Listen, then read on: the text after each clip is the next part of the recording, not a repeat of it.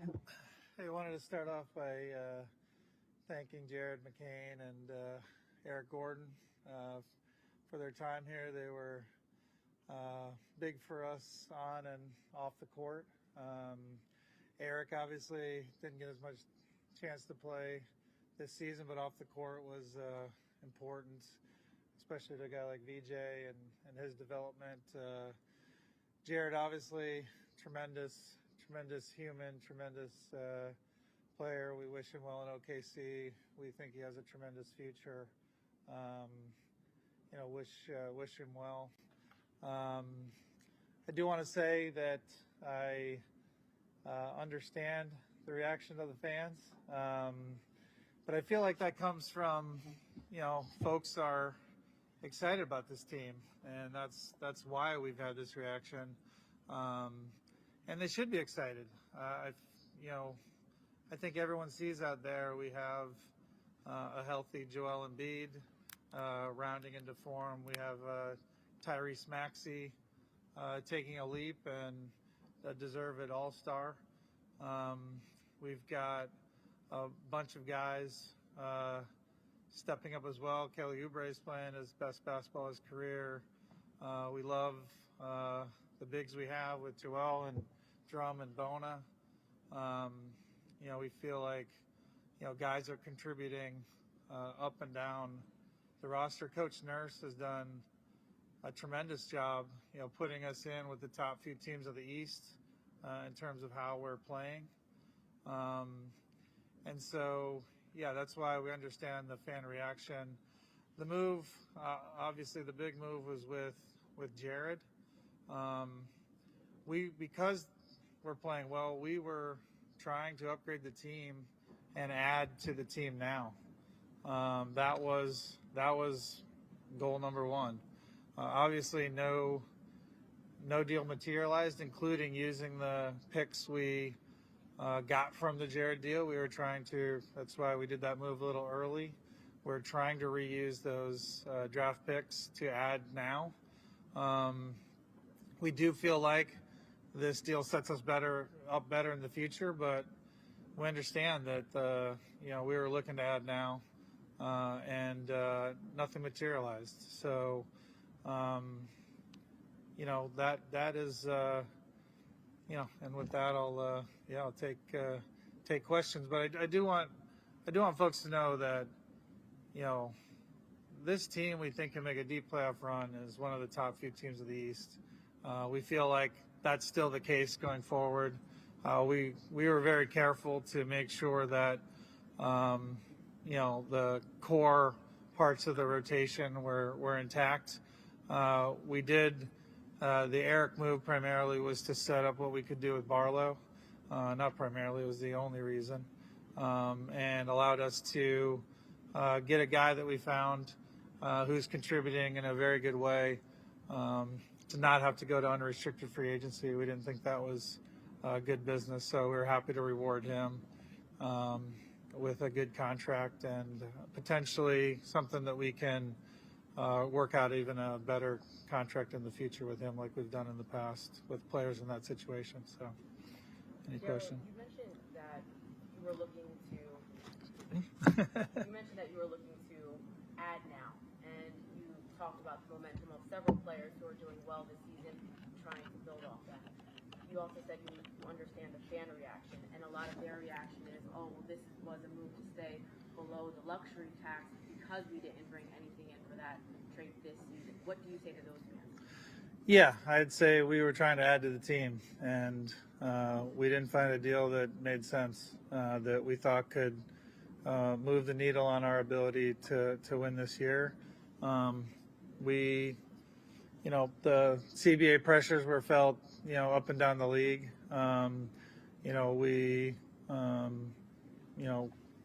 To do the Barlow move to get him on a good long-term deal because of the first apron, we had to do moves to create that opportunity. But that wasn't the primary reason for the Jared deal. We felt that we see Jared as someone who is more likely to help a team in the future. I think that's fairly obvious. I think he has a bright future. we thought that the draft picks we got will help us more in the future and could have helped us this deadline in terms of the picks we got were offered to many teams, and nothing materialized for a player that we thought could move the needle with those picks now. But we feel like going forward, those picks will help us build the team in the future, in a good way. Players like BJ or Joel, were they untouchable? Were they foundational to your plan both now and yesterday? Yeah, with the hesitation that in the NBA it feels like nothing, things happen. We have some, as close to untouchable players as you might have in this league, and Tyrese and Joel and, VJ, Paul. Like, we like our core. We really think it's a very good core. Obviously, we need to prove that on the court, and I think lately we have been proving it to a higher level. But, yeah, I'd say we have, as close as you get to untouchable. You mentioned Paul among them. I think the general populace thought Paul might be movable if you could move him. Was he untouchable, and do you see him as being part of this core when he comes off suspension that you're postseason run? We really like what Paul gives us, and in fact, one of the focuses was, could we find someone that while Paul's out for this period before he gets back for the last 10 games who can step in there, but we didn't see anything that would contribute more than Barlow's given us. Then, obviously we've been, playing different players at that position when Paul's been out this season. Watford, you could argue, defensively has played there sometimes. So even Coach has gotten creative with lineups with Bona and things like that. I think Coach has done a tremendous job taking the pieces that he has and putting them in the best situation for us to win. And, we've been playing pretty good basketball of late. Obviously, yesterday was a disappointment, but yeah, long answer to, we were looking for maybe something that could, shore us up while Paul's out, but we like so much what Barlow's given us that we didn't see anything that would hurdle what he's given us. Daryl, I guess obviously Joel kind of came out publicly and would like to say we'd like to move the roster. Obviously you say you tried, but have you and Joe had any combos about the deadline and about how to run out or anything? Yeah, I mean, with all our top players, we update them throughout of both the moves and some of the potential opportunities out there. I think we all wanted to add to the team, and I took his comments to heart. I feel like myself and the front office were stewards of the team, and we're here to make the team better.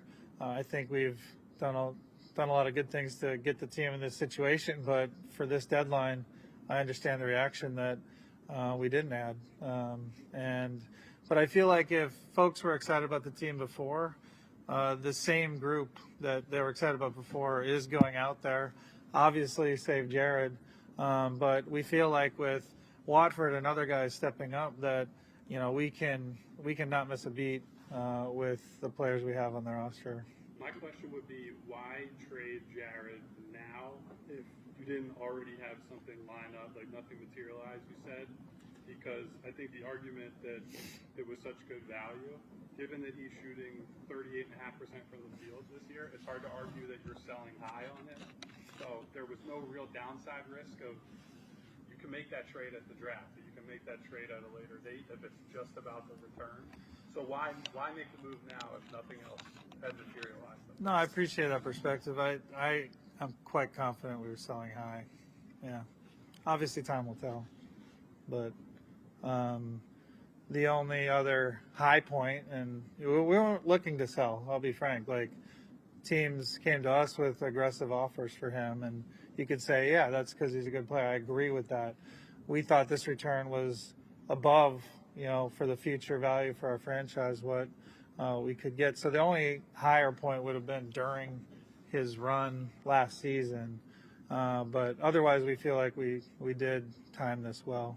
Do you believe you have organizational alignment on what you need to do to make the team better? And what I mean by that is, 18 months ago, whenever that was, you signed Paul George to a max contract, you extend Joel, everyone knows you have a win now window in the next 2 years after Paul signs that deal.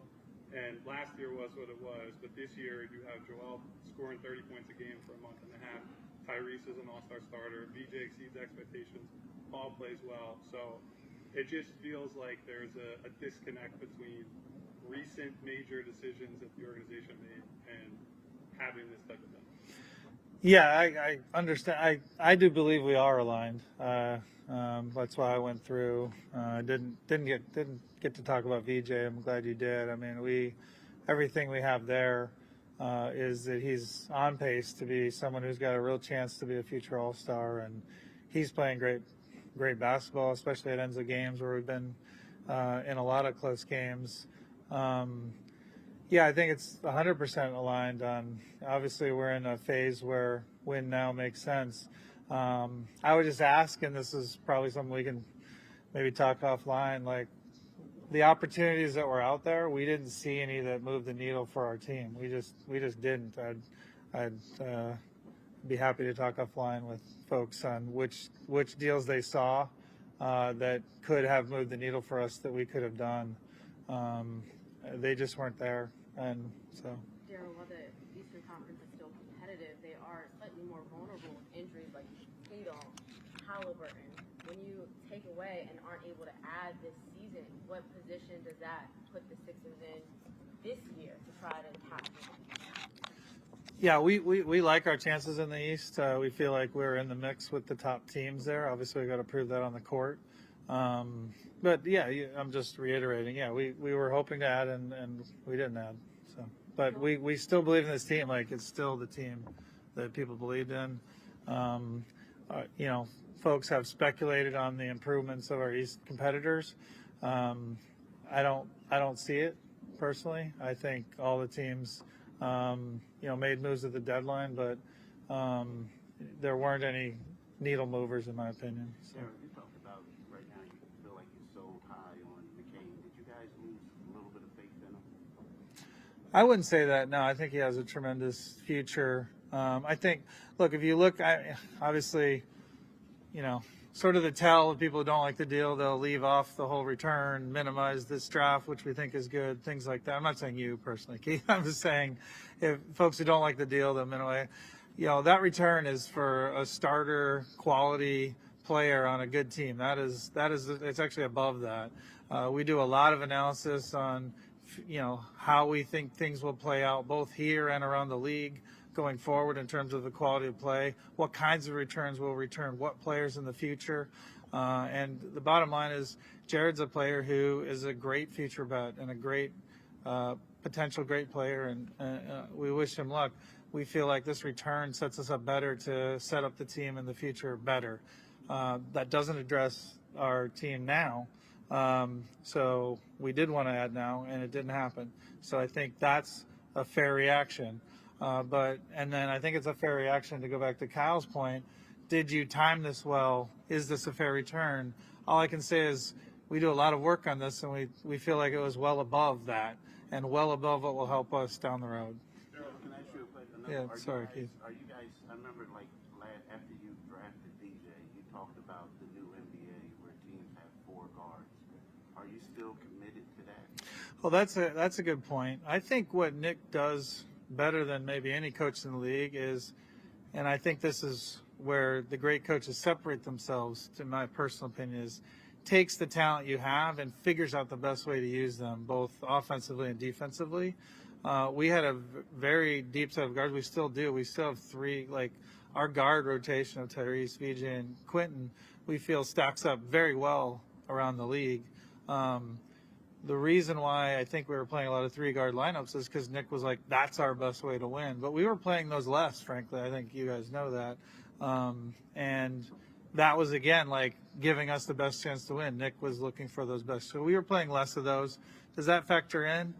It was more like, because you can go in and out of 3-guard lineups. It was more our path here is a little bit muted relative to where his path could be on another team. It would be hard for him to get to starter quality, which was the return that we got. Just to simplify it a little bit. Sorry, Marcus. Daryl, you said I didn't see that there were any needle movers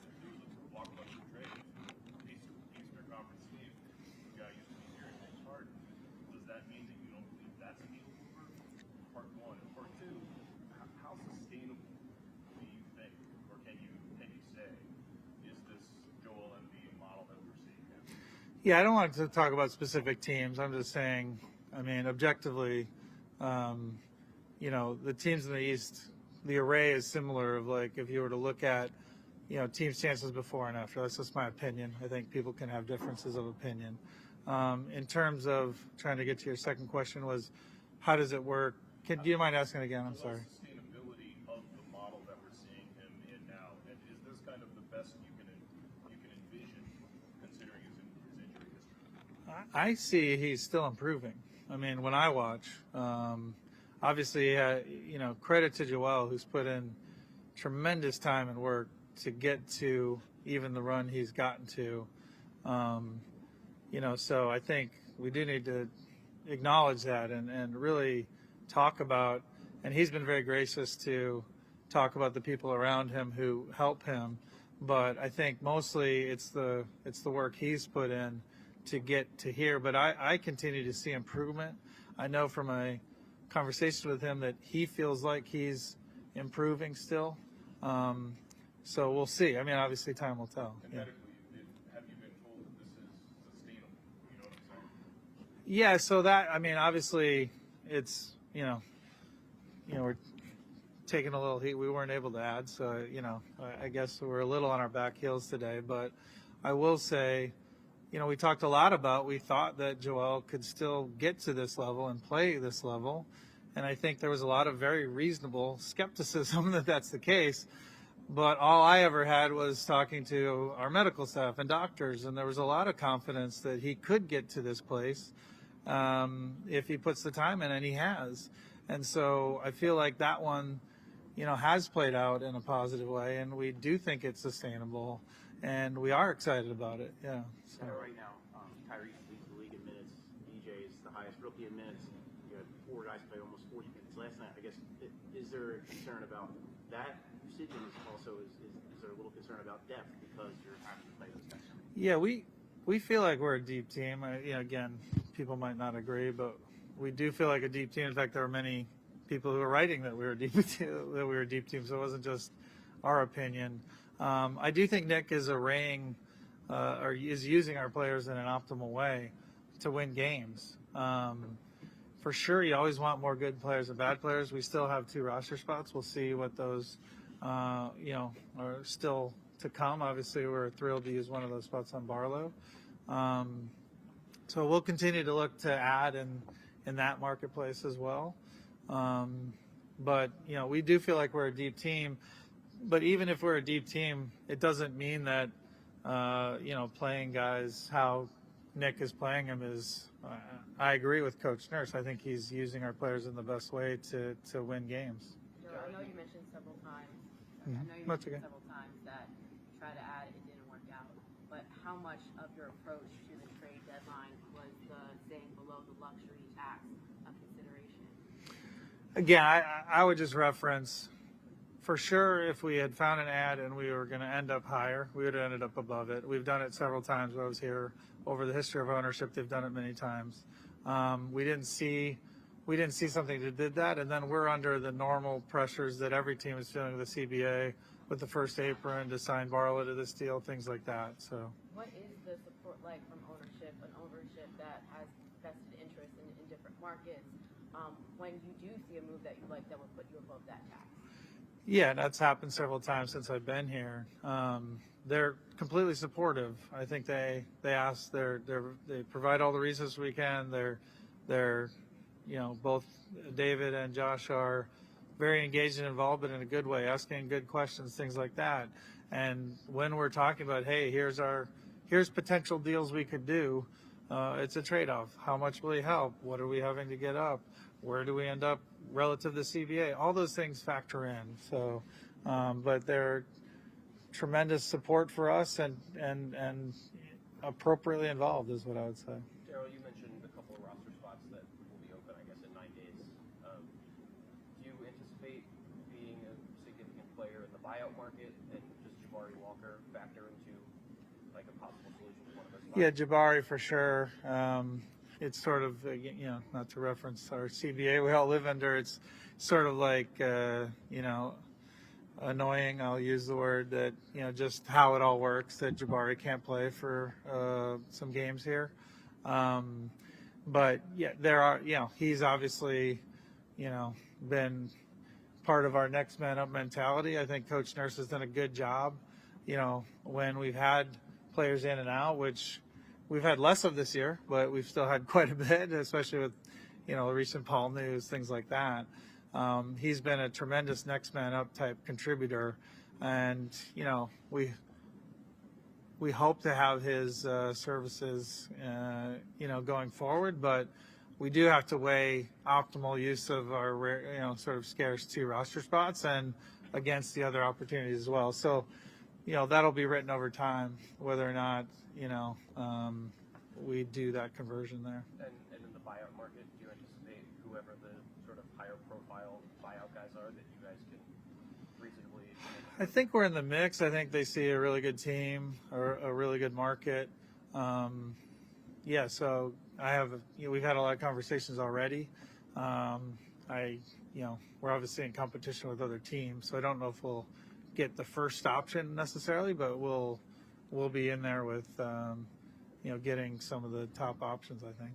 Daryl, what comes to some of the moves that were made, some potential deals that were discussed? How heavily involved in the process was Nick Nurse as it comes to trying to form a team around his scheme offensively and defensively? Yeah, we're sort of one team. I mean, obviously we worked together even prior to here, so he's apprised of every possible move. Both 2 days ago and yesterday there were a few that seemed like they were close, and he was, somewhat excited about if we had able to get it done, but didn't. So I think just like the front office, ownership, myself, coaches, players were like, hey, it would have been nice to add. We're all wish we had, but I would say the team that's been playing well is still out there and still in a good shape, and we feel like the future is better as well. I want to touch on Paul George for just a moment. When you pay a guy over $200 million, he's a veteran. How disappointing is it for him to get suspended for the reason that he did? I think no one's more disappointed than Paul. Obviously, he's talked to his teammates, front office, ownership. He wants to be out there fighting more than anybody, and he will be. He's going to come back and have a strong 10 games into the playoffs. I focus most on how a guy plays when he's out there, and he's playing tremendous when he's out there. Obviously, really critical to our defense, and then contributing, to your point, shooting. He was a big part of like how much shooting we had, and obviously playing 30 to 40 minutes. Really important part of the team. So, How much of the valuation of the trade or the incoming for Jared is getting a pick in this specific draft? So that wasn't the main focus. I think it's a nice focus because we do think this draft is a good draft. But we're not necessarily using the pick in this draft. It could be used for moves around the draft.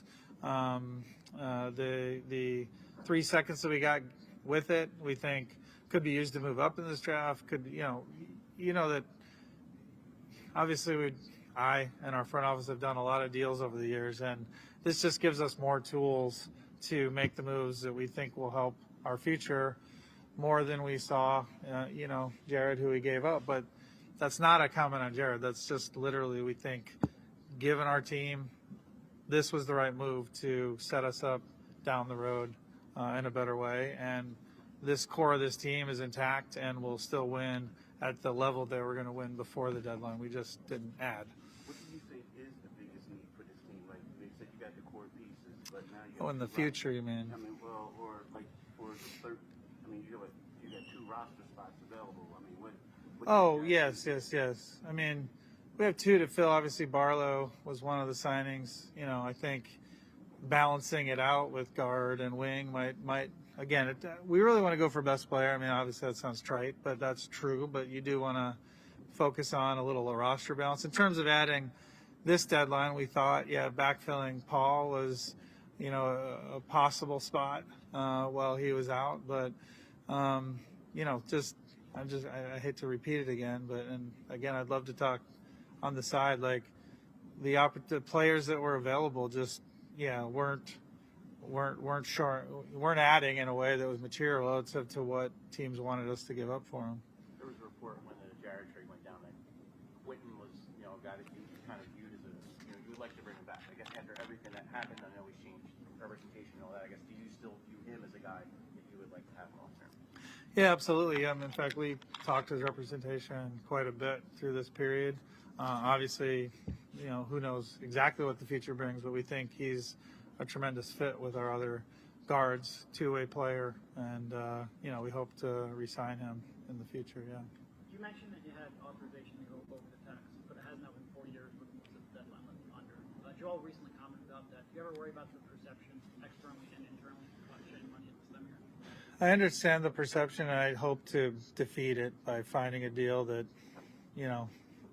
I can go to ownership and say, we think this move is the right move to do for that, and create the apron issues that it would create. So, but I haven't been able to recommend that move yet. So. Are you happy with the way they're playing defensively as we head towards the playoffs? Yeah, we're gonna have to be a little next man up. Paul was a big part of our defense, and obviously we'll have him back for the last 10 in the playoffs. I really love what Coach Nurse is doing, getting creative. I think we've really gotten to leaning into some of our strengths. With Tyrese being high IQ, able to force turnovers while not having to gamble too much.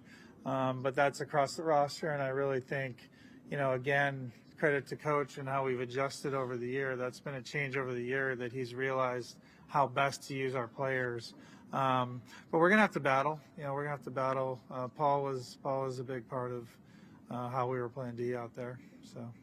On Paul, a lot of teams in sports, I think, have some sort of protocol where if players are taking something, they'll get it cleared to the team to make sure that there's not some sort of banned substance on it that they weren't aware of. I guess, do you have a protocol like that? And did Paul run whatever it was by design? I mean, we absolutely have a protocol. In terms of more detail than that, I really am not at liberty to talk about. With the moves, you had enough room to use portions of the mid-level to bring Barlow back on a longer-term deal. Were there discussions about that? And yeah, we were hoping to sign a longer deal, but what happens is, we didn't know we had the Eric deal to make that deal possible. So it got pretty rushed, and we didn't give up much in that deal. It was like a swap of seconds, but we were only going to do that if we had worked out something with Dom.